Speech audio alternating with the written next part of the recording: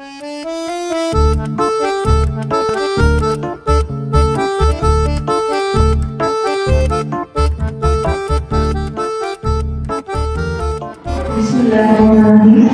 Sebelum dimulai acara seminar kali ini, marilah Ustaz dan Ustazah kita membaca basmalah bersama-sama. Assalamualaikum warahmatullahi wabarakatuh.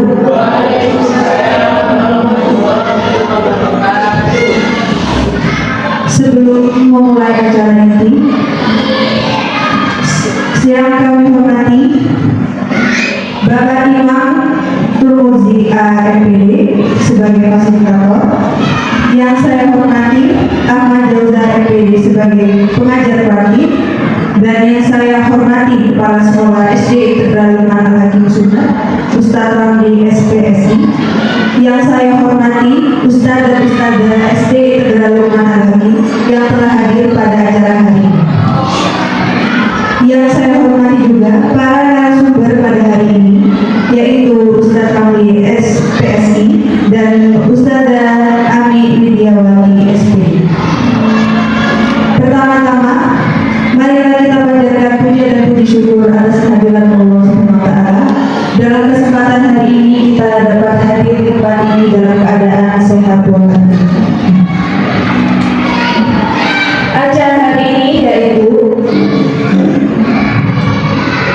diseminasi aksi nyata 1.4 budaya dengan tema budaya aktif. Berikut ini saya bacakan susunan acara. Yang pertama, pembukaan. Kedua, sambutan dari kepala sekolah. Tiga, pemaparan inti materi. Yang keempat, kesimpulan. Dan yang terakhir, penutup dan doa. Memasuki agenda selanjutnya yaitu sambutan yang akan disampaikan oleh Kepala Sekolah SD Tegal Al-Hakim Sunnah, yaitu Ustaz Ramli SPSI. Assalamualaikum warahmatullahi wabarakatuh. Bismillahirrahmanirrahim. Bismillahirrahmanirrahim.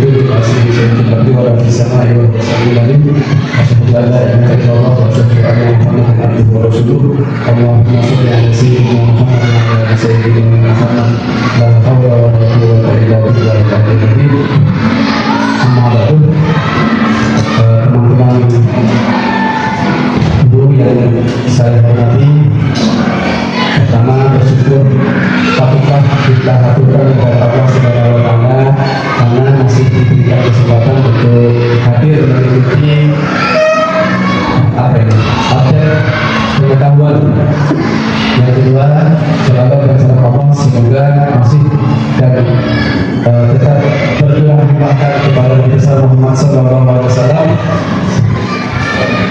Bapak, Ibu, Ustaz, Ustazah, ini perlu kita bersyukur bahwa hari ini di sekolah kita ada teman kita Ustaz Hamid dan saya juga bisa lolos masuk di seleksi guru penggerak, dan hari ini merupakan rangkaian dari pelatihan yang kami ikuti. Ini harus kami lakukan secara formal. Ini akan kami setorkan kepada negara ya, untuk bukti bahwa kami telah melakukan diseminasi. Tapi secara konten ya, bahwa kegiatan ini penting untuk kita sebarkan agar kita memiliki informasi baru tentang apa yang telah kami dapatkan, saya dan Ustaz Hamid di TGP tahun ini. Ini cuma sharing saja ya, sharing saja. Nanti jika ada konsep atau ide gagasan yang mungkin teman-teman tidak sejalan, tidak sepakat, tidak apa-apa, itu sharing saja ya. Teman-teman tidak harus setuju, tidak harus sepakat dengan apa yang kami sampaikan. Kami kepentingannya di sini adalah mensosialisasikan atau melakukan diseminasi atas apa yang telah kami peroleh di pelatihan yang kami dapatkan di TGP ini. Saya kira itu yang dapat kami sampaikan. Kurang lebihnya sebelumnya mohon maaf. Semoga kegiatan ini senantiasa membawa kebaikan, keberkahan untuk kita semua. Ihdinas siratal mustaqim. Wassalamualaikum warahmatullahi wabarakatuh. Kami sampaikan terima kasih. Memasuki acara inti, yaitu pemaparan materi pemahaman aksi nyata yang akan dipaparkan oleh pemateri pertama, yaitu Ustaz Wali SPSI. Kepada beliau dipersilakan. Oke, terima kasih. Assalamualaikum warahmatullahi wabarakatuh. Sebelumnya saya ingin menyampaikan bahwa kegiatan hari ini cuma sharing saja ya, sharing idea, gagasan, berbagi pengetahuan. Nanti teman-teman boleh menyampaikan pendapatnya, boleh menyampaikan gagasannya apabila nanti dari apa yang kami sampaikan ada yang kurang setuju.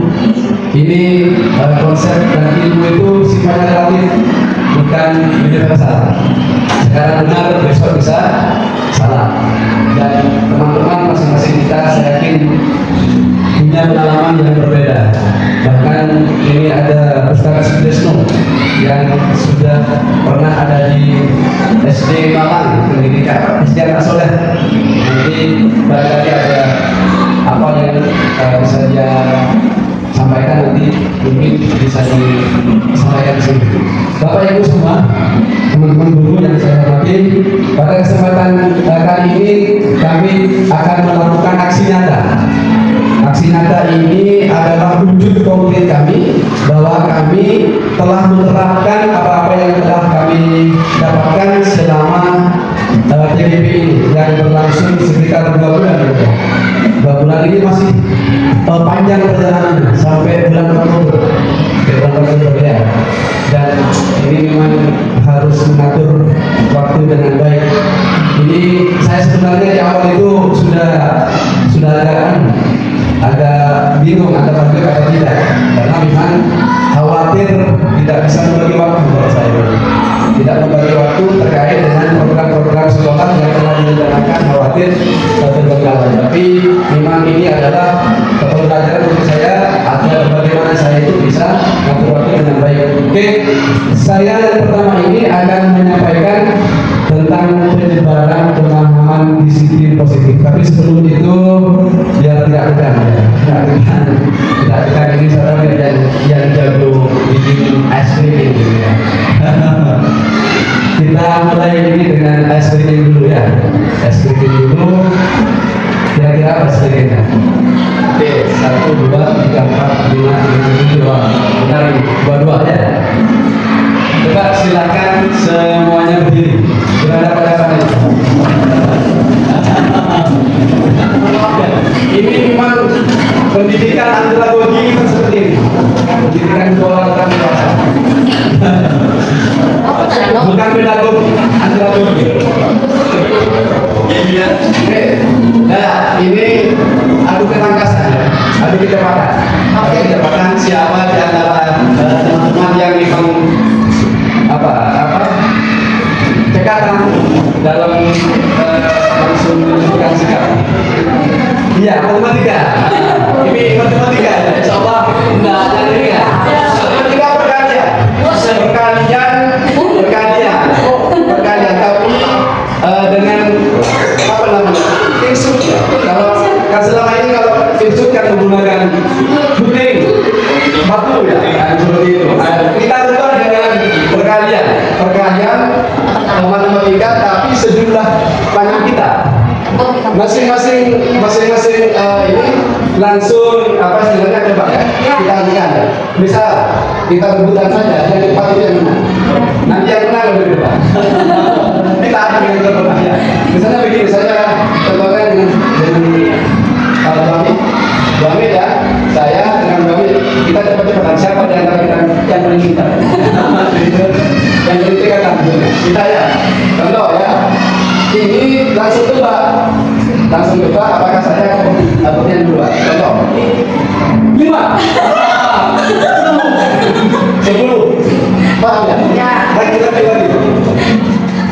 Enam. Tiga. Gitu. Cepat-cepatan. Ya, cepat-cepatan. Kita sepakat saja. Yang menang langsung nanti yang dia menang. Gimana? Yang kalah, langsung dia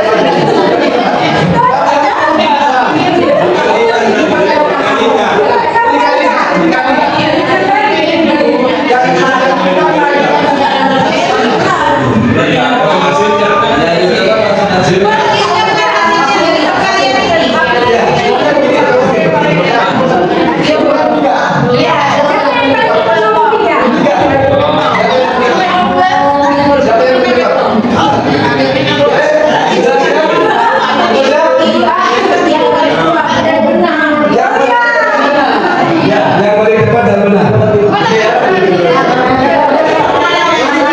Jika kalian beli ada tekniknya.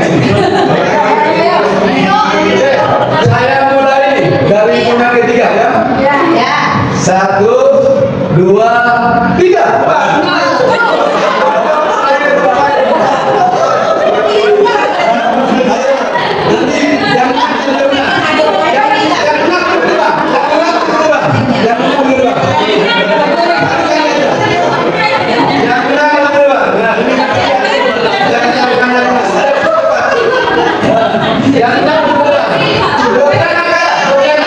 Ini bisa sekarang.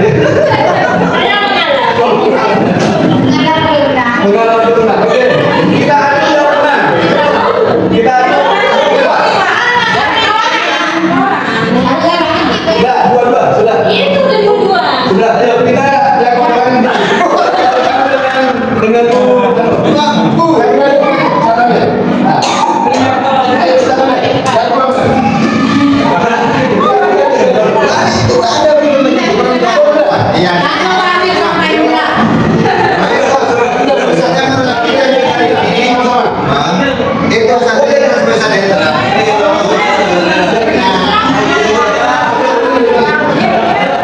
kita mulai siapakah yang tercepat dan tepat kita baca 1, 2, 3.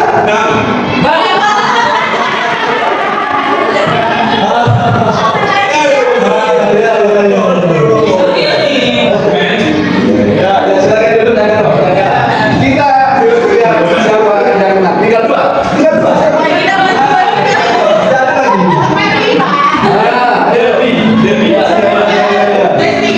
Oke, yang terakhir siapakah yang tercepat, yang tercerdas? 1, 2, 3.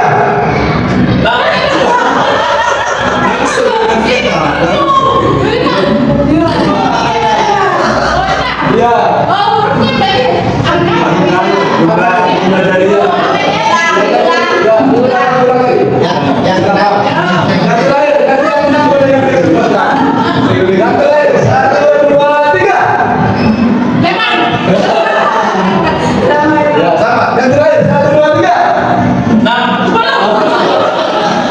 Oke, selamat untuk wanita silakan menunjuk sebuah. Oke, terima kasih ya. Ya ini tidak terkadang teman-teman ini perlu diterapkan di kelas kita bahwa pendidikan itu pembelajaran yang kita lakukan harus menyenangkan, jangan monoton ya. Oke ya, setelah itu lanjut disiplin positif. Oke, saya akan menyampaikan CP atau capaian pembelajaran yang diharapkan dari kegiatan ini ada 4. 1. Guru mampu menjelaskan konsep budaya positif yang berdasarkan pada konsep perubahan paradigma stimulus respon ke teori kontrol serta nilai-nilai kebajikan universal yang dijabarkan penerapannya pada modul ini. 2.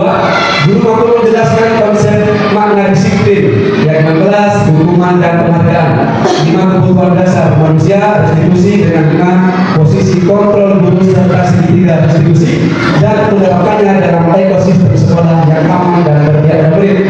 3. Guru mampu menyusun strategi aksi nyata yang efektif dengan mewujudkan kolaborasi beserta seluruh pemangku kepentingan sekolah agar tercipta budaya positif yang dapat mengembangkan karakter murid.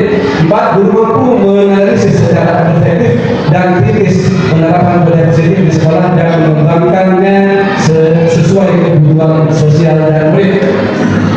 Oke ya, ini materinya. Adakah materi diskriminasi yang akan kita sampaikan hari ini? Kita mempunyai waktu paling tidak 1 jam. Pertama, disiplin positif dan nilai-nilai kebajikan universal. Yang kedua, teori motivasi hubungan dan pendidikan restitusi. Yang ketiga, yang kelas 4 kebutuhan dasar manusia dan dunia berkualitas. 5 restitusi, 5 posisi kontrol, 6 restitusi, segitiga restitusi. 6 ini insya Allah kalau kita paham, kalau saya ada hal baru di sini yang menarik dan selama ini mungkin tidak kita sadari. Ini terutama terkait dengan restitusi, ini menarik karena kita menyelesaikan masalah, nanti akan dibahas lebih lanjut. Lanjut lagi. Nah ini lanjut. Saya minta pendapat. Ya, minta pendapatnya teman-teman. Apakah Anda setuju dengan pernyataan ini? 1. Hukuman dapat mendisiplinkan anak. 2. Pemberian hukuman dengan hal positif seperti membaca atau membersihkan halaman sekolah dapat meningkatkan disiplin anak. 3. Memberi penghargaan dapat meningkatkan motivasi belajar anak. Ini kaitannya ke depan sekolah kita akan benar-benar fokus kepada pembentukan karakter atau building karakter. Nah ini dari ini coba teman-teman barangkali ada yang mau berpendapat, silakan. Nggak ada pendapat itu nggak salah benar. Silakan. Hukuman dapat mendisiplinkan anak. Ya silakan. Itu pertanyaan atau pernyataan?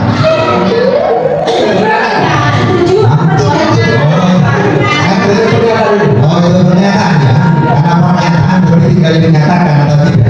Hukuman dapat mendisiplinkan anak, tidak. Menurut saya tidak. Ya alasannya. Hah? Alasannya. Alasannya karena kalau dihukum hanya berontak. Yang berontak. Ya hanya berontak. Itu tidak akan menyadarkan hukuman itu, tapi akan berontak yang ada. Sepakat. Yang lain. Barangkali ada yang mau pemilihan berikutnya. Yang nomor 2 yang kedua. Pemberian hukuman dengan hal positif seperti membaca atau membersihkan halaman sekolah dapat meningkatkan disiplin anak. Setuju, tapi itu bahasanya bukan hukuman. Begitu. Ya, itu bukan hukuman. Apa bahasanya? Bahasanya itu adalah konsekuensi. Konsekuensi saja, bukan hukuman. Ya, ya. Kalau hukuman beda, hukum dengan konsekuensi beda. Oke, sudah. Oke. Yang ketiga, pemberian penghargaan dapat meningkatkan motivasi belajar anak. Setuju. Setuju ya? Setuju. Oke. Karena karena memang bagian dari motivasi adalah pemberian penghargaan. Oke. Itu penghargaan banyak macamnya. Gitu. Masuk ya. Ada yang lain mau berpendapat? Ya, silakan. Untuk yang pertama, saya mungkin berangkat dari istilah hukum ya. Hukum itu kan tingkat istilahnya. Ada istilah hukum itu tingkat. Namun hukuman di sini bentuknya seperti apa dulu. Kalau memang bentuknya itu lebih ke arah fisik, maka saya tidak setuju. Tapi kalau hukumannya nanti bukan berupa fisik, maka pemberian istilah hukuman ini kurang pas. Saya setuju dengan Ustaz Amir, istilah hukumannya itu diganti saja, diganti dengan konsekuensi. Karena kita akan mengajarkan ke anak hukum sebab akibat. Jadi kalau kamu melakukan ini, akibatnya akan seperti ini. Jadi ada arahnya nanti, tidak hanya oh kamu dihukum gara-gara terlambat, oh kamu dihukum gara-gara tidak piket. Nah, jadi tidak seperti itu. Jadi silakan kamu melaksanakan piket, maka akibatnya kelas kamu akan bersih. Tapi ketika kelas kamu tidak melaksanakan piket, akibatnya kelas kamu kotor, kamu tidak akan nyaman di dalam kelas. Jadi seperti itu. Oke. Saya kira ya, itu dua saja ya. Dan lain ini karena materinya lebih banyak. Teman-teman yang tidak melakukan ini, silakan itu nanti kita akan nanti tentang itu nanti akan semakin jelas tentang apa itu konsekuensi hukuman biar beda. Nah, itu apa nanti restitusi. Nah, ini di alur merdeka belajar atau belajar merdeka ya. Ini barangkali sebelum menerangkan lebih lanjut, perlu saya sampaikan, barangkali bisa diterapkan di sekolah atau di kelas. Alurnya itu ya ada 6. Pertama, mulai dari diri. Jadi kita itu jangan biasakan menyampaikan konsep dulu, kayak konsep Islam sebenarnya atau tentang Al-Jabar, jangan dulu sampaikan. Kita berangkatkan dulu dari pengetahuan anak-anak dulu itu. Jadi mulai dari diri, jangan dulu eksplorasi konsep. Setelah mulai dari diri, jadi masing-masing atau sebagian anak-anak itu menyampaikan pandangannya tentang apa yang akan kita sampaikan, baru masuk ke eksplorasi konsep. Ini alurnya. Setelah itu, setelah eksplorasi konsep, baru kita dikolaborasikan. Konsep-konsep yang ada itu dikolaborasikan. Kemudian yang berikutnya adalah demonstrasi kontekstual. Bagaimana konsep yang disampaikan itu tidak hanya menjadi pengetahuan, tapi dikontekskan. Ya, dikontekskan. Kita belajar apa? Kalau ketika algoritme ya, apa? Pitagoras atau apa yang lain itu jangan hanya menjadi pengetahuan, tapi itu bagaimana itu hadir dalam kehidupan nyata. Selama ini kan kita belajar tentang akar semuanya, akar matematika ya, akar pangkat 2 dan sebagainya, itu seakan-akan berhenti di situ. Apa pentingnya untuk kehidupannya? Itu maksudnya harus dikonteks, itu namanya demonstrasi konteks. Kemudian yang terakhir itu adalah sebenarnya yang terakhir ini alur Merdeka Belajar. Setelah itu dikoneksikan, koneksi antar materi. Materi matematika 1, 2 itu masih berhubungan. Setelah disampaikan materi ini, kemudian itu kita coba koneksikan, sehingga nanti mereka itu yang pertama itu kita akan kehilangan dan yang pertama itu. Terus yang terakhir itu adalah aksi nyata. Ya, aksi nyata itu kalau di Merdeka Belajar itu apa? Mengadakan P5 ya. Itu ya sekedar tambahan tentang alur Merdeka Belajar, barangkali nanti bisa diterapkan. Jadi sebelum biasakan itu kita mulai dari diri anak. Jangan kita langsung memberikan konsep. Biarkan anak itu apa istilahnya menyampaikan pendapatnya apa saja yang terkait dengan materi yang akan kita sampaikan. Oke ya, saya lanjut. Ini perubahan paradigma kegiatan kepala tangan. Ini lagi kita bermain lagi ya. Bermain lagi. Ada A dan B, Anda dan teman Anda. Sobeklah sekali kertas, tapi nanti ada tidak seperti ini.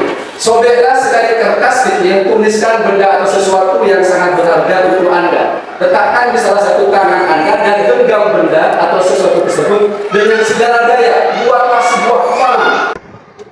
Teman Anda, B, akan mencoba dengan sekuat tenaga dan berbagai cara untuk meminta Anda memberikan benda tersebut. B bisa membujuk, mengancam, menghardik, merayu, menyuap, apa saja agar dapat meminta pertolongan tangan Anda. Ya, silakan ini bisa diterapkan. Sudah tidak usah mencoba. Anggap di tangan Anda itu ada sesuatu yang berharga, yang Anda sangat menginginkan, sangat membutuhkannya. Jadi silakan, dan teman Anda di sampingnya itu berusaha mengambilnya. Silakan Anda itu berusaha mempertahankan. Paham ya? Dikepalkan. Nah, yang sebelahnya itu berusaha untuk membuka. Dan yang juga berarti begitu. Yang kalau sudah, yang berikutnya itu mengepal, yang satunya berusaha membuka. Anda boleh melakukan apa saja, mengancam boleh, merayu boleh, atau bahkan menyuap itu boleh juga. Ayolah, kasih, bisa boleh begitu. Silakan lakukan apa saja agar kepala itu bisa dibuka. Paham ya? Silakan kita pertama ya. Dalam hitungan, anggap di tangan Anda sesuatu yang berharga, misalnya nyawa Anda. Bisa, kalau sudah ada, terserah apa saja. Menyuap itu boleh, ya. Menghardik kamu, ayo diancam boleh, silakan. Ya, nanti ini ada ibadah. Kayak saya itu, tapi dengan dia. Gantian. Pertama ada yang berangka yang berikutnya B, nanti B yang depan A yang depan. Pertama A yang depan, B yang depan. Begitu ya? Kita hitung sampai 3. 1, 2, 3. Silakan dibuka. Silakan dibuka. Silakan. Bagaimana caranya?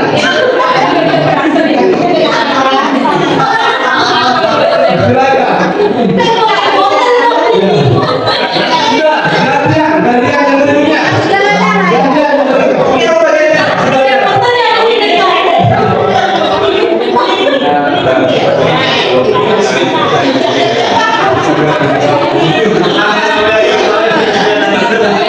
Di sini tidak ada penjelasan. Karena penting nih.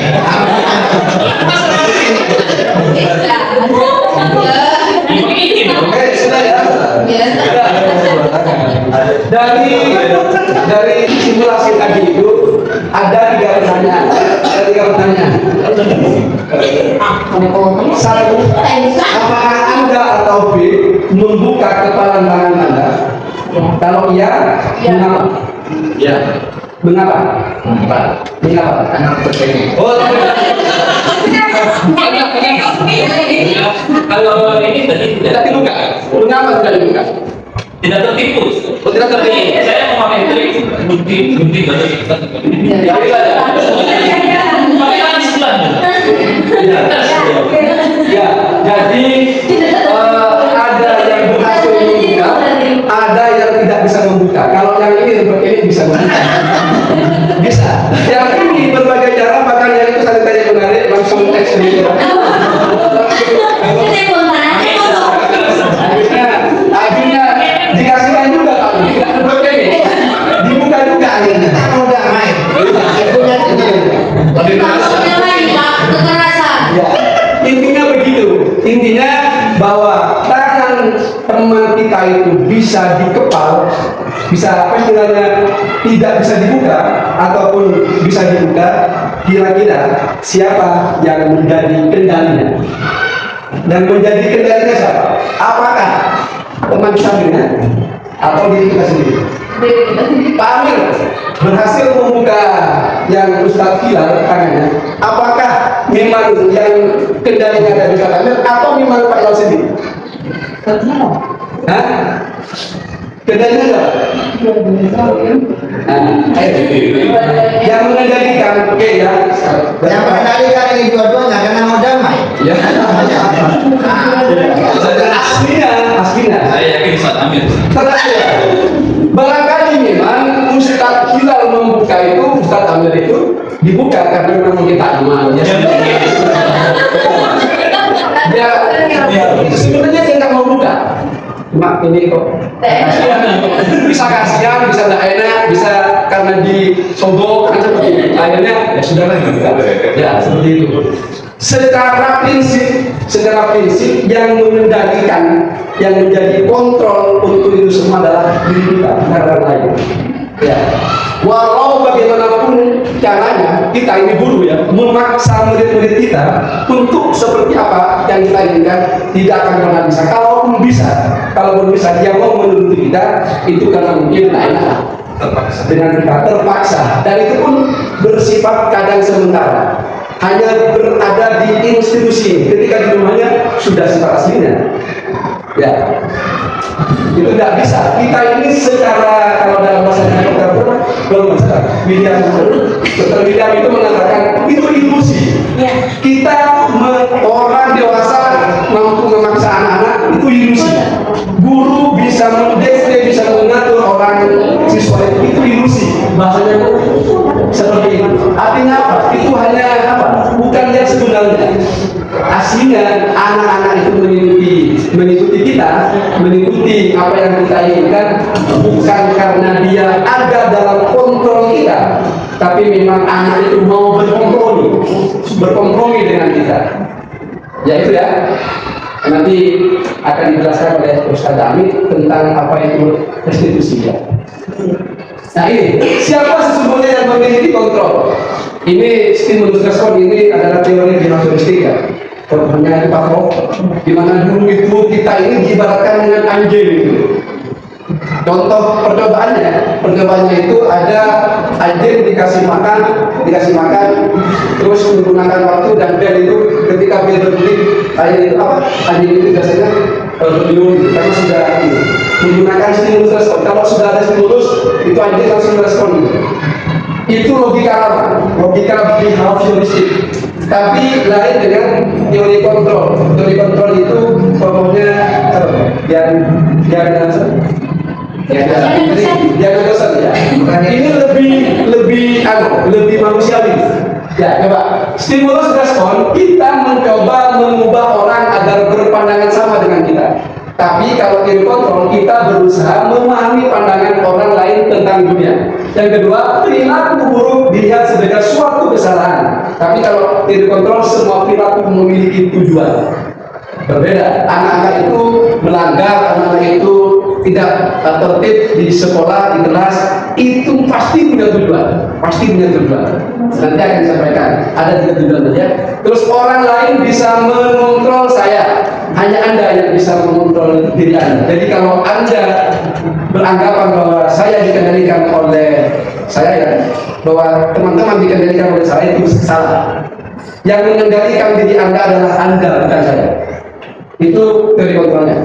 Saya bisa mengontrol orang lain, Anda tidak bisa mengontrol orang lain. Pemaksaan ada pada saat rujukan gagal, kolaborasi dan konsensus menciptakan pilihan-pilihan baru. Yang terakhir ini model berpikir menang kalah. Tapi kalau teori kontrol, model berpikirnya menang-menang. Jadi nggak ada kalah, semuanya menjadi pemenang. Ya, lanjut Bu. Ini yang akan kita jabarkan nanti ya. Bagaimana budaya positif ini terbangun. Nanti Anda nanti mungkin juga bisa mengkoneksikan dengan PSBB ya, yang akan menjadi ruh di sekolah kita. Tapi ini secara konsep bahwa ada 5 hal yang ini, jika ini 5 hal ini terlaksana dengan baik, maka budaya positif di sekolah itu bisa tercipta. Budaya positif itu apa? Budaya positif atau disiplin positif yang ingin disampaikan di sini itu, jadi anak-anak berlaku disiplin itu bukan karena takut karena hukuman atau karena ingin mendapatkan penghargaan. Jadi itu dia itu melakukan itu berdasarkan keyakinan yang bersifat universal. Jadi kebajikan yang bersifat universal dan itu tidak terbatas oleh institusi. Kalau Anda berhasil membuat kelas Anda menjadi kondusif, tenang dan semacamnya, karena berbagai hal yang dilakukan, jangan bangga dulu. Belum tentu ketika setelah murid-murid itu di luar kelas kita atau berada di rumah akan seperti yang Anda bayangkan. Karena bisa jadi ketika di kelas dia berlaku seperti itu hanya pura-pura. Jadi itu nilai yang dia bangun itu bersifat karena fokusnya, tujuannya adalah ketakutan dan butuh penghargaan, bukan karena dia menyadari bahwa itu adalah keyakinan yang ia harus pegang dalam prinsip. Dan tugas kita adalah biar karakter yang ingin dibangun itu memang betul-betul muncul dari dalam diri kita, namanya intrinsik itu. Bukan kalau behavior tadi itu istilahnya pengaruhnya dari luar. Eksklusif, dia berbuat baik, melakukan ini, melakukan itu, sholat karena memang kita, karena kita ngaji, karena kita, bukan karena dia menyadari bahwa sholat itu adalah penting, bahwa itu adalah menjadi keyakinannya. Membaca Quran itu, dia itu melakukan itu bukan karena kita, tapi memang dia meyakini bahwa membaca Quran adalah kebenaran. Dan itulah yang disebut dengan kebajikan universal. Kebajikan universal itu adalah kebajikan yang tidak terikat oleh suku, oleh bahasa, oleh agama. Artinya semuanya bisa diterima. Contoh, jujur, semuanya menerima kan? Saling hormati, itu namanya kebajikan universal yang tidak ada orang yang membantah. Jadi bagaimana nanti anak-anak kita itu bisa sampai pada keyakinan itu, bukan karena melakukan sesuatu, karena bukan hukuman, bukan juga karena penghargaan. Lanjut. Nah, ini disiplin positif. Nah, kalau seperti itu lanjut. Jadi disiplin positif yang ingin dibangun di sekolah ini adalah anak-anak kita itu berbuat baik, melakukan hal-hal yang baik itu tidak berdasarkan karena takut hukuman atau karena butuh penghargaan, tapi karena dia itu meyakini bahwa kebaikan yang dia lakukan adalah suatu kebaikan, sehingga dimanapun dia berada, anak itu akan tetap konsisten dengan keyakinan. Ini harapan kita, dan ini nanti bisa dilakukan dengan pendekatan restitusi. Nah, kalau selama ini kita menggunakan pendekatan hukuman atau konsekuensi tadi, nah, nanti kita akan lakukan. Nanti ini ada bagaimana materi restitusi. Oke, sebelum lanjut, ya, sebelum lanjut kita eksplor dulu ya. Karena tadi saya lanjut dulu. Kawan, ya kawan. Ini diberikan tadi apa untuk SPT tadi sudah ya? Ya sudah. Ini ya teori motivasi hukuman dan penghargaan restitusi. Sebelum apa ya? Saya ingin ke tadi Pak Amir itu menyampaikan yaitu tentang yang simulasi yang pertama, ya itu bukan hukuman tapi katanya konsekuensi. Nah ini saya mau eksplor di sini. Coba barangkali ada yang mau berpendapat apa perbedaan antara hukuman dengan konsekuensi. Barangkali apa perbedaannya atau apa persamaannya? Ada yang mau berpendapat? Jangan-jangan yang kita lakukan itu adalah konsekuensi bukan hukuman, atau sebaliknya jangan-jangan yang kita lakukan itu adalah hukuman bukan konsekuensi. Ustaz juga mau menyampaikan pendapat? Silakan. Ayo, Ustazah Briana, apa perbedaan hukuman dan konsekuensi? Menurut saya kalau Ya, silakan. Assalamualaikum warahmatullahi wabarakatuh. Menurut saya hukuman itu langsung diberikan ke anak tanpa penjelasan terlebih dahulu tentang kesalahannya seperti itu. Jadi langsung menjudge anak bahwa dia itu salah begini harus dihukum seperti ini. Sedangkan konsekuensi itu adalah bentuk dari sebab akibat apa yang dilakukan oleh anak, sehingga terlebih dahulu kita beri penjelasan kepada anak bahwa mereka itu melakukan hal seperti ini dan setelah itu konsekuensinya kalian akan mendapatkan seperti itu. Jadi terlebih dahulu dijelaskan kepada anak-anak kita agar mereka tahu bahwa apa yang mereka lakukan memiliki dampak atau akibat terhadap apa yang akan mereka terima seperti itu. Oke. Terima kasih. Jadi yang saya tangkap dari Ustazah Briana bahwa kalau hukuman itu sepihak, ya tanpa ada komunikasi, anak melakukan kesalahan langsung kita hukum sepihak. Terus kalau konsekuensi itu biasanya dijelaskan di awal, atau ini kalau kamu terlambat mengerjakan tugas nanti akan begini konsekuensinya, kamu istilahnya belakangan. Kalau kamu sholatnya nggak tertib, nanti kamu sholat lagi. Konsekuensi itu. Ya seperti itu ya. Dan biasanya ada kesepakatan dengan anak. Tapi kalau hukuman itu biasanya membagi buta. Ya, dan itu sepihak tanpa ada komunikasi, maka langsung duduk. Ya, kamu bersihkan halaman, bersihkan itu. Ada yang lain tidak gitu, bisa membedakan antara hukuman dan konsekuensi. Misalnya, hukuman itu biasanya cenderung menyakiti.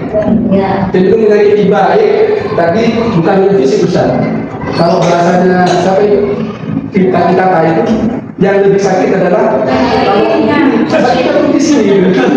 Itu kalau fisik itu mungkin sebentar itu sudah, tapi kalau sudah luar biasa itu ya. Kita menjatuhkan orang-orang dari kehidupan hukuman anak kita, ketika kita jatuhkan itu, waduh, itu ingat itu. Makanya hati-hati. Sebenarnya yang lebih sakit itu adalah ketika kita menyerang psikisnya. Walaupun tidak benar, tapi dijatuhkan langsung ke depan umum itu waduh betul langsung itu. Hati-hati ya. Jadi memang hukuman itu memang biasanya menyakiti, tapi kalau konsekuensi itu tidak. Itu lebih kepada memang hal-hal yang memang ada kesepakatan dan biasanya dikembalikan kepada bentuk pelanggarannya. Kalau dia nggak sholat berarti harus sholat. Kalau dia sampai nggak tertib berarti diulang lagi. Kan seperti itu. Oke, lanjut. Teori motivasi ya. Saya akan menyampaikan teori motivasi ini ya, biar paham semua bahwa kita berbuat apa saja, anak-anak kita berbuat apa saja itu motifnya itu kurang lebih tiga. Satu, untuk menghindari ketidaknyamanan atau hubungan. Terus anak-anak kita itu datang ke sekolah tepat waktu, itu biasanya motifnya di antaranya ini, yaitu karena menghindari ketidaknyamanan atau hubungan. Nanti kalau saya telat nanti saya dihukum anak-anak ya. Seperti itu. Yang kedua, untuk mendapatkan imbalan atau penghargaan dari orang lain. Kadang dia berbuat itu, ini dan semacamnya agar dia dihargai. Bukan karena meyakini bahwa yang dia lakukan itu adalah baik. Motifnya masih ekstrinsik, masih behavioristik. Yang ketiga, ini yang kita harapkan. Bagaimana anak-anak itu melakukan apa saja itu, motifnya adalah untuk menjadi orang yang mereka inginkan dan menghargai diri sendiri dengan nilai-nilai yang mereka percaya. Kalau sudah ini yang ketiga menjadi motivasi mereka, dimanapun anak-anak kita berada, dia akan selalu berbuat sesuai dengan keyakinan yang dia percaya. Kalau jujur itu baik, maka selamanya dia akan jujur. Bukan karena kita, bukan karena kebesarannya. Kalau menjaga kebersihan itu baik, dia akan selamanya akan menjaga kebersihan, walaupun dia tidak ada di institusi. Di rumahnya pun dia akan seperti itu. Ini tugas kita, bagaimana mengantarkan anak-anak kita memiliki motivasi itu. Lanjut. Nah, ini ya tentang hukum ya, tentang hukuman ini. Dihukum oleh penghargaan. Ternyata tidak semua penghargaan itu baik. Ya, penghargaan yang kita lakukan itu tidak sepenuhnya baik, tapi ini kalau saya pandangan ini jangan diambil semuanya. Maksudnya perlu juga kita melakukan penghargaan, tapi kalau penghargaan yang berlebih efeknya akan begini. Satu, pengaruh jangka pendek dan jangka panjang. Jadi orang itu kalau kita mengapresiasi anak kita, itu nanti dia akan berbuat baik kalau kita kasih apresiasi. Setelah kita tidak memberikan apresiasi, tidak akan bisa. Jadi agar bertahan lama, maka kita terus memberikan apresiasi. Jadi itu bersifat jangka pendek dan jangka panjang. Yang kedua, penghargaan menghukum. Penghargaan menghukum, Bu. Nah, kok bisa? Dia biasanya dia berbuat baik berdasarkan keyakinannya, berdasarkan apa yang dia yakini, dia akhirnya tidak bisa begitu, terikat oleh penghargaan. Jadi penghargaan itu menghukum anak itu. Tapi sekali lagi itu bukan kita tidak boleh melakukan ini, tapi jangan sampai berlebihan.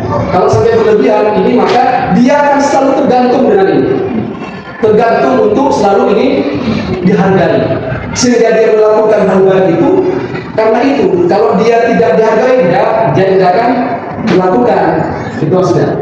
Yang ketiga, penghargaan mengurangi ketepatan.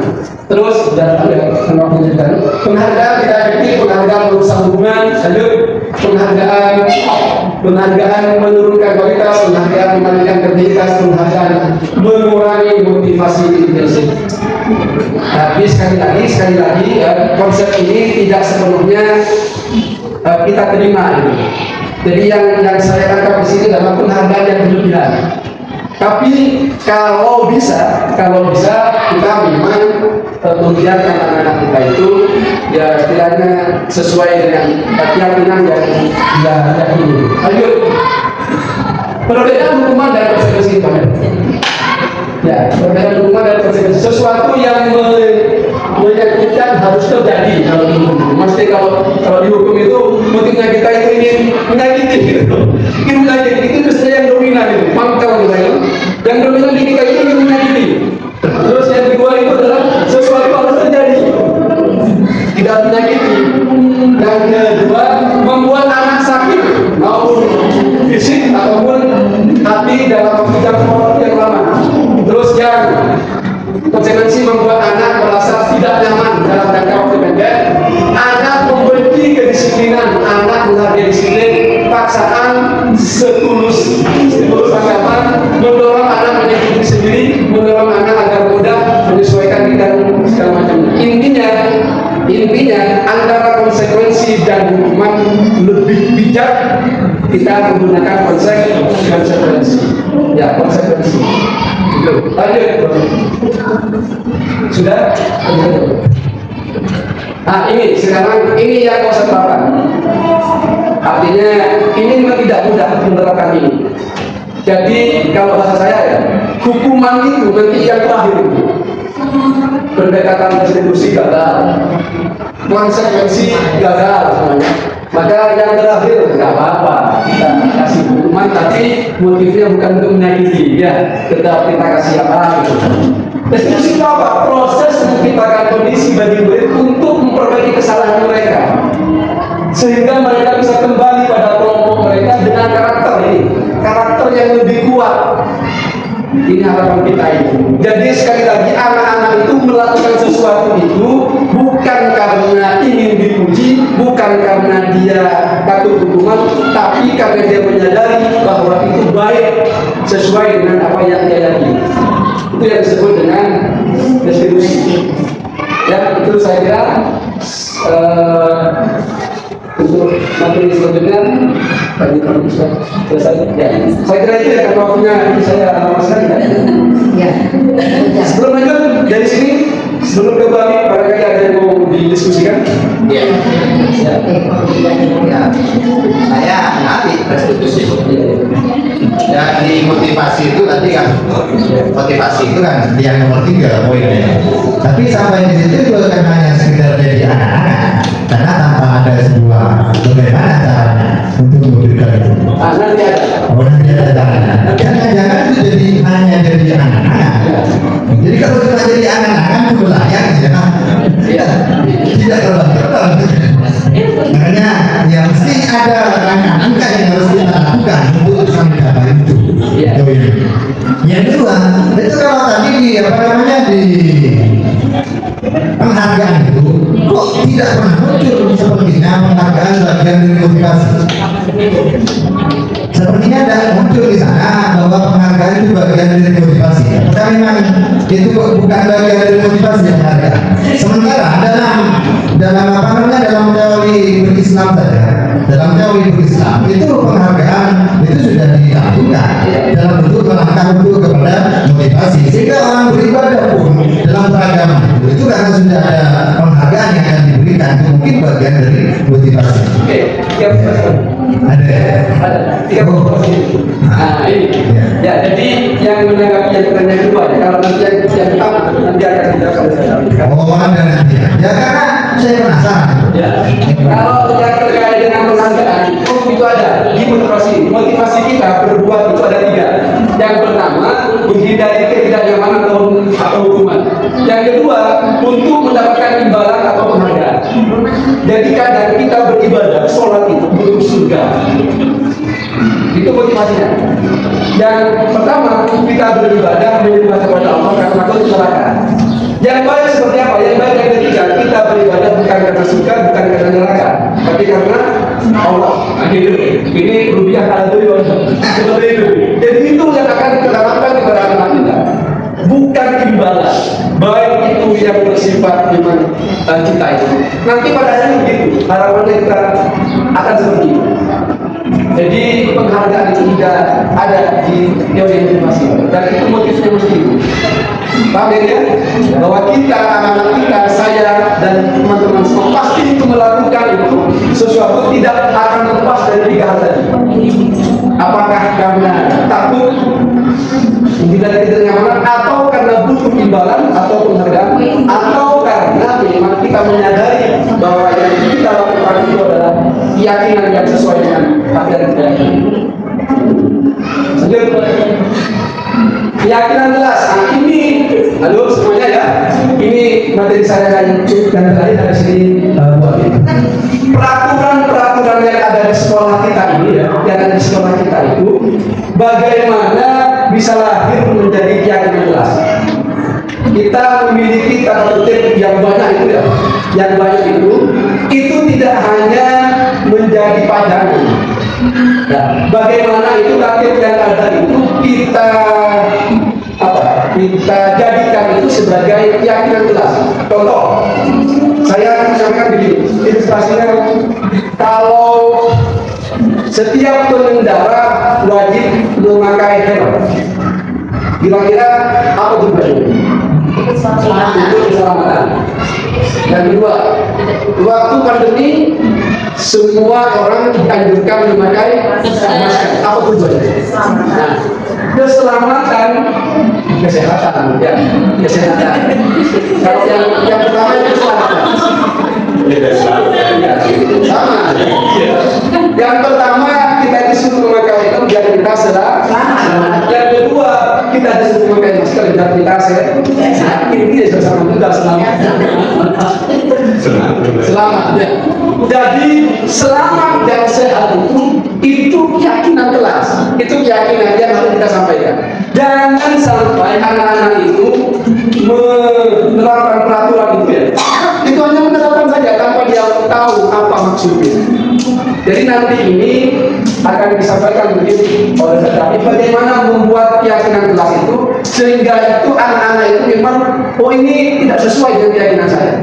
Jadi saya tidak boleh melakukannya. Bukan karena itu aturan. Ya paham ya? Bagaimana peraturan itu bisa menjadi sebuah keyakinan di anak-anak kita. Sehingga dia itu melakukan itu bukan karena taat pada peraturan, tapi karena dia menyadari bahwa itu adalah keyakinannya. Paham di sini? Paham ya? Nah ini tentang keyakinan kelas. Dan keyakinan itu mengacu pada kebajikan yang bersifat universal. Semua, contoh kalau kita apa ya istilahnya dilarang membuang sampah sembarangan. Itu tujuannya apa? Ya, kebersihan ya, kebersihan. Dan semua itu, semua agama, semua suku, semua daerah, semua orang itu mesti suka dengan kebersihan. Itu yang disebut dengan kebajikan universal, yang dimana orang-orang itu semua setuju. Tidak ada yang membantah. Itu yang disebut dengan kebajikan yang bersifat universal. Dan harapan dari sini yang diharapkan dari apa diseminasi ini, kebajikan universal itu mengacu pada apa? Pada dimensi profil pelajar Pancasila yang ada 6. Bu Dini ingat apa saja? Kepada Tuhan dan berakhlak mulia dan lengkap. Ya, terus yang kedua. Kenalan, kritis, 3, kreatif, 4, diri, 5, gotong royong, 6. berkebinekaan global. Oh, ya. Ya, itu ya. Paling tidak menarik pada itu ya. Paling tidak nanti karakter itu ada pada anak kita. Nanti dikorelasikan dengan kurikulum kita, kurikulum PIBT. Ya, seperti apa nanti akan disampaikan nanti di momen lain oleh Pak Kabir. Itu memang PBT. Iya. Yang tadi itu memang PBT. Ya, ini saya kira sudah bisa. Oke, saya kira itu ada pertanyaan lagi? Sudah? Cukup ya? Oke, ini saya bisa. Terima kasih. Assalamualaikum warahmatullahi wabarakatuh. Saya melanjutkan paparan diskusi yang sudah disampaikan Bu Syafri. Saya dengan bagian belakang. Tadi saya kembali ke bagian kelas. Dari beberapa peraturan di sekolah kita, nanti kita akan turunkan menjadi keyakinan kelas. Insya Allah di awal pelajaran baru kita sama-sama ya sharing. Jadi saya harap semua kelas punya keyakinan kelas masing-masing. Saya begitu. Jadi Kepada Allah dulu. dari peraturan itu kita turunkan menjadi keyakinan kelas. Bagaimana teknik, strategi dan caranya nanti kita akan ulas kembali pada kesempatan. Kita lanjut ke materi berikutnya, 5 dasar Tuhan manusia. Nah, inilah 5 dasar kebutuhan kita sebagai manusia. Apa saja sih kebutuhan dasar kita? Gitu ya. Yang pertama adalah kebutuhan bertahan hidup. Nah, tentunya semua kebutuhan yang berhubungan tentang fisiologi kita. ya kesehatan, kita selalu jaga kesehatan, merupakan salah satu bentuk rasa syukur kita ya, karena kita sudah diberikan ya bentuk fisik yang sempurna, gitu ya. Yang kedua kita jelas butuh rumah, ya kan, rumah singgah, gitu ya. Yang berikutnya makanan, tentu juga untuk kebutuhan fisiologis. Yang berikutnya kebutuhan kasih sayang dan diterima di suatu kelompok. Tentu saja ya, kita ingin berteman, kita ingin bergaul, kita ingin diterima juga, nggak merasa terasingkan, gitu ya. Semuanya kebutuhan kita bisa terpenuhi. Yang berikutnya yaitu tentang penguasaan. Berhubungan dengan kekuatan untuk mencapai sesuatu. Kita ingin lebih berkompeten, ya kita belajar sama-sama, gitu ya. Kita sharing, kita saling berbagi pengalaman, gitu ya. Gimana ya caranya? Kalau saya kemarin buat keterampilan menghias dinding, misalnya ya, menghias kaca, gitu. Nah, itu adalah yang berikutnya kebebasan, kebebasan kemandirian, otonomi kita itu kan saya memiliki pilihan dan mampu mengendalikan arah hidup seseorang.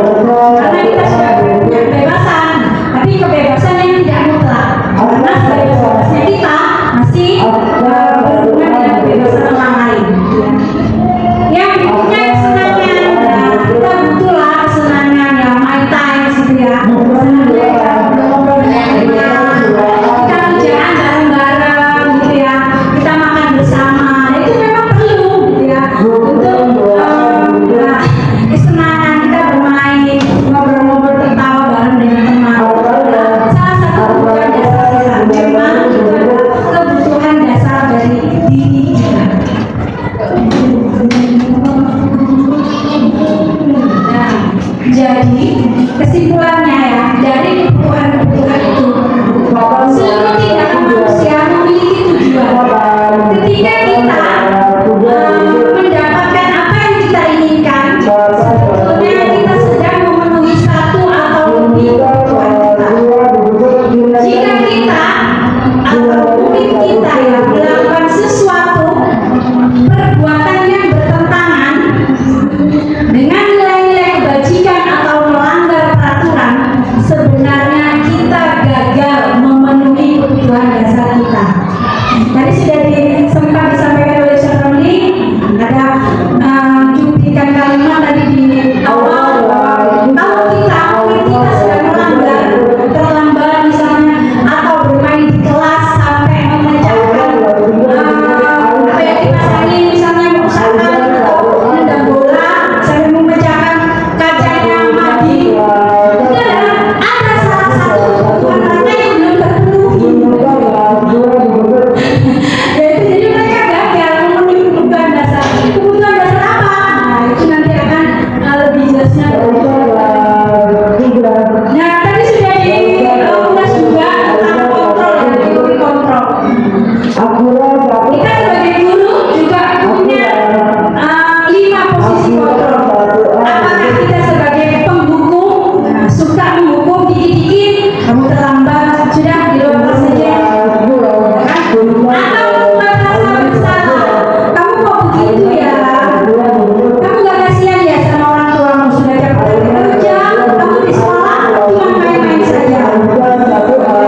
Kita adalah membuat rasa bersalah. Atau sebagai teman, ayolah kerjakan dengan baik tugasnya, gak kasihan sama saya. Sudah mulai tadi pagi, sampai terakhir, kamu masih gak sungguh-sungguh. Atau monitor, pemantau. Kayak terakhir kita sebagai manajer, apa saja posisi kontrol kita, nah salah satunya sebagai itu adalah penjelasannya ya. Kita menggunakan hubungan fisik atau verbal. Jadi tadi, oh dasar kamu tuh gendut, makan terus, waktunya pelajaran sudah masuk makan. Itu adalah hukuman secara verbal. Yang kedua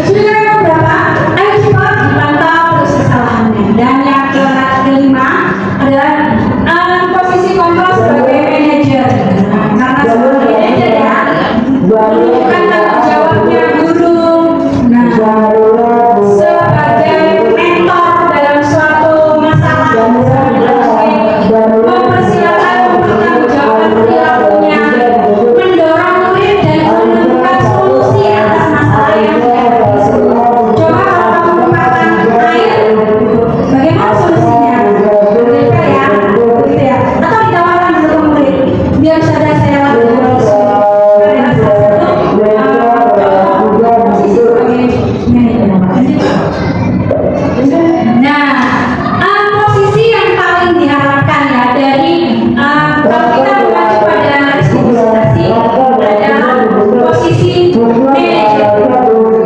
Apa tindakan kita?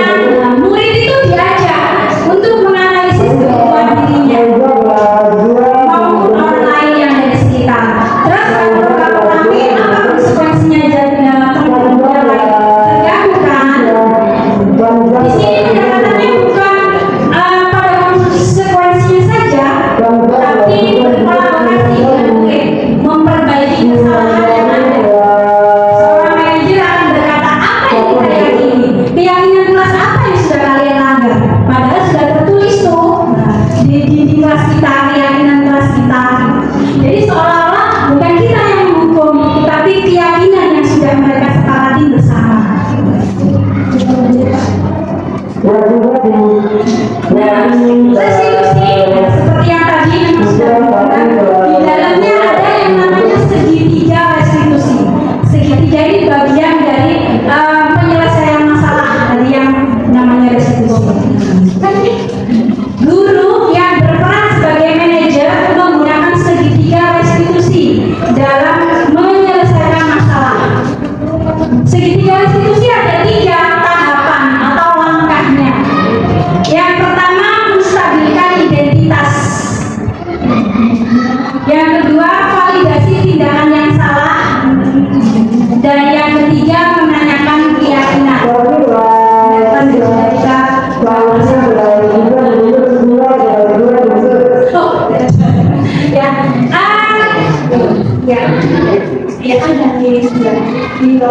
Nah, contoh kembali ke yang awal, slide yang sebelumnya.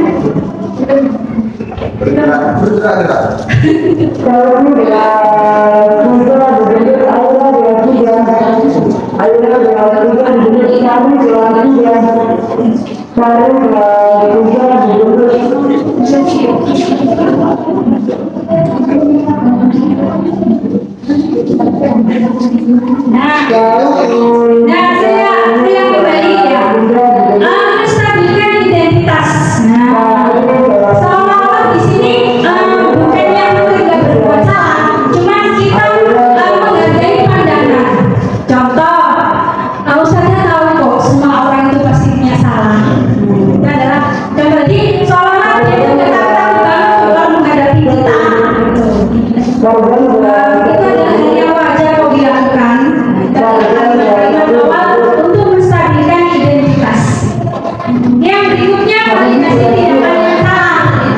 Jadi kita memberitahu bahwa tindakan itu salah. Contohnya kita dengan kalimat, saya tahu kamu senang kok bermain di dalam kelas, tapi bermain bolanya tidak di dalam kelas. Bagaimana akibatnya kalau bermain bola di dalam kelas? Itu adalah tindakan yang memvalidasi tindakan bahwa itu salah.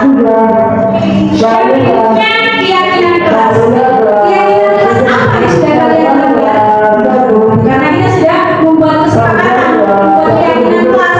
Jadi mereka ingat betul kesepakatan kelas mana yang dia sedang langgar. Ya, itu segitiga restitusi. Bagaimana contohnya? Akan saya lihatkan.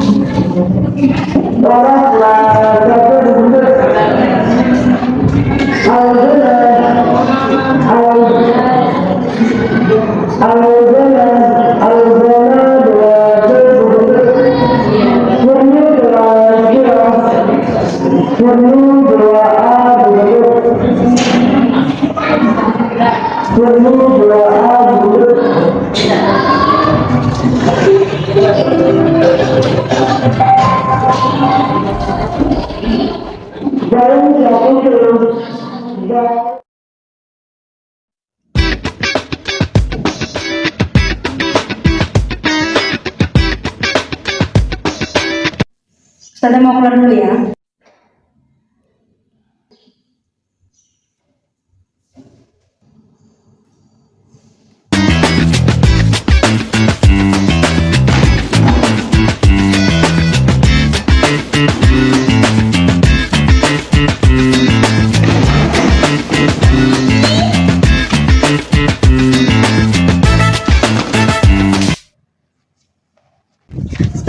Ustazah, tadi saya ngeliat Nindi sama Bella tengkar di perpustakaan. Panggil saja Nindi sama Bella ke kantor. Oh iya Ustazah. Bella, Nindi, Ustazah tadi mendengar laporan dari ketua kelas. Sepertinya kalian dalam masalah. Ada yang bisa Ustazah bantu? Nah Ustazah, tadi kan pas istirahat saya baca buku. Terus Nindinya juga mau buku yang saya pakai. Akhirnya Nindi itu narik bukunya saya sampai robek. Saya kesel, makanya saya pukul Nindinya. Benar begitu Nindi. Apa alasanmu melakukan itu? Saya tidak sengaja Ustazah, saya mau baca juga buku ceritanya. Pas saya mau ambil bukunya ditarik juga sama Bella. Ya habis robek bukunya. Kamu minjem kok maksa? Kan aku cuma minjem gak ngambil. Apa? Sama aja itu. Ya aku cuma mau minjem. Kamu kan tarik. Ya tapi kan aku mau minjem, kamu juga narik kan? Iya, tapi kan itu.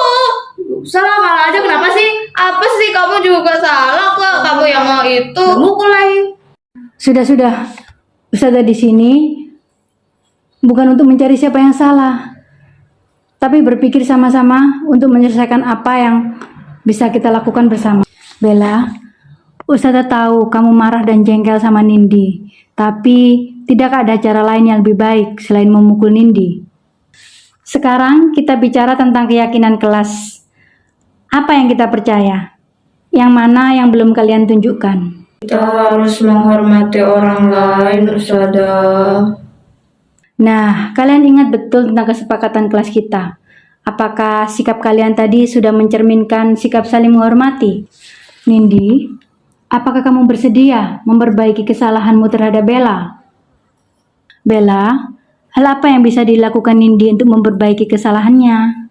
Saya mau Nindi minta maaf, Ustazah. Terus nanti dia memperbaiki bukunya saya yang robek. Nindi, apa kamu bersedia minta maaf dan memperbaiki bukunya Bella yang rusak? Tapi saya nggak bisa memperbaiki bukunya Bella, Ustazah.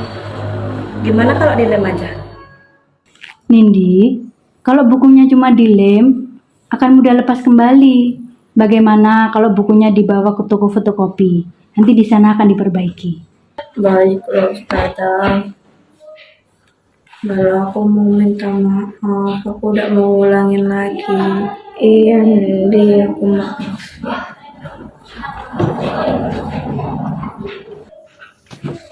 Baiklah, sekarang kalian boleh masuk kelas. Terima kasih, Ustazah.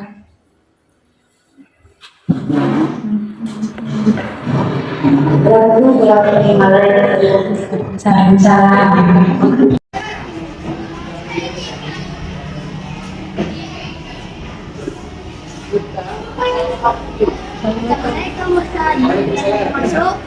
Untuk silakan. Ayo, silakan. Ya. Kamu boleh mengikuti pelajaran saya. Ya. Tapi setelah pelajaran selesai, kamu nanti menghadap ke saya. Ya. Oke, nggak apa-apa ya. Silakan dulu.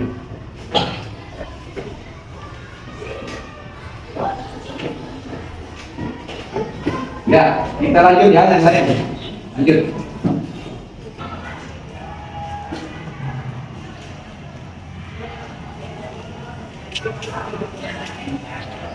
Assalamualaikum Ustaz. Waalaikumsalam warahmatullahi wabarakatuh. Mas Doni Nabil ya. Ini Mas. Ini kamu tahu kenapa kamu saya panggil ke sini? Kami tadi terlambat kelas. Oh iya, tahu kan? Kamu tadi terlambat masuk kelas. Itu kenapa? Kami tadi bermain bola. Main bola ya, ya Bil. Nabil main bola juga. Oh. Kau dengar Bel? Dengar. Cuma seru ya, asik ya. Oh, asik sekali main bolanya. Sehingga lupa bahwa sudah waktunya masuk kelas. Gini nak ya, saya bukan mau mencari siapa yang salah ya. ya. Saya mengajak kamu ke sini dalam rangka ingin menyelesaikan masalah, ya. Begini nak, setiap kita ini pasti punya salah. Saya juga punya salah. Ustadz itu tidak akan pernah lepas dari salah, nah.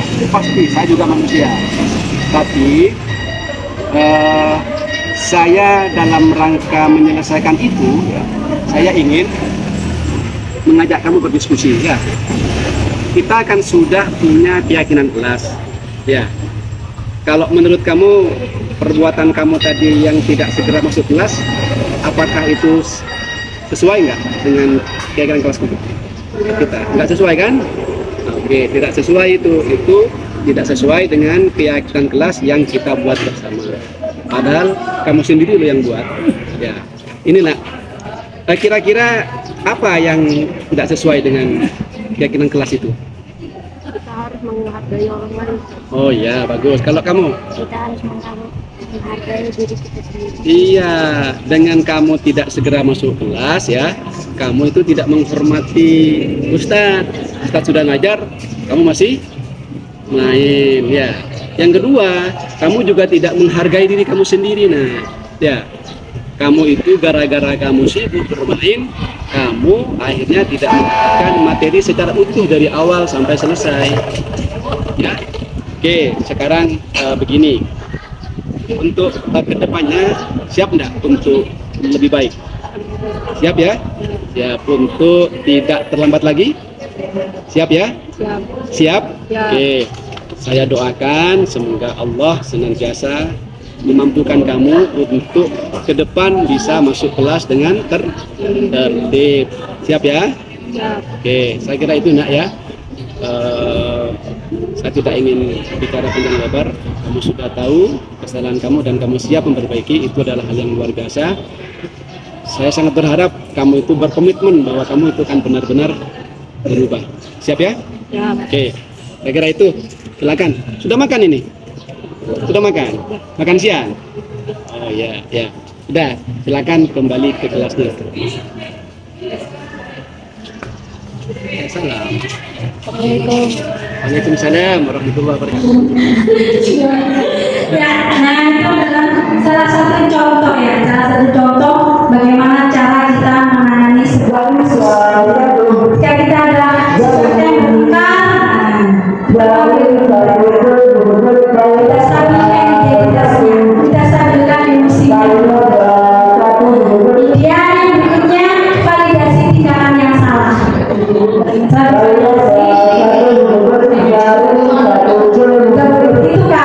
gitu ya. Nggak ada tindakan lain selain memukul, selain bertengkar, kan? Selain menendang. Apalagi biasanya kelas-kelas cowok, gitu ya. Ketika ditinggal sedikit sama ustaz atau ustazanya, nah itu yang terjadi. Dan yang terakhir menanyakan keyakinan kelas mana yang sudah kalian langgar, apa konsekuensinya? Ya, itu adalah contoh penerapan segitiga restitusi dalam sebuah kasus. Demikian dari saya. Kurang lebihnya. Oh ya, mungkin ada pertanyaan mungkin dari teman-teman. Boleh dipersilakan. Sudah Pak? Tentang langkah-langkah institusi. Ada 3 tahapan dalam menyelesaikan sebuah restitusi. Di dalamnya ada yang namanya segitiga restitusi dengan melalui 3 tahapan seperti yang tadi.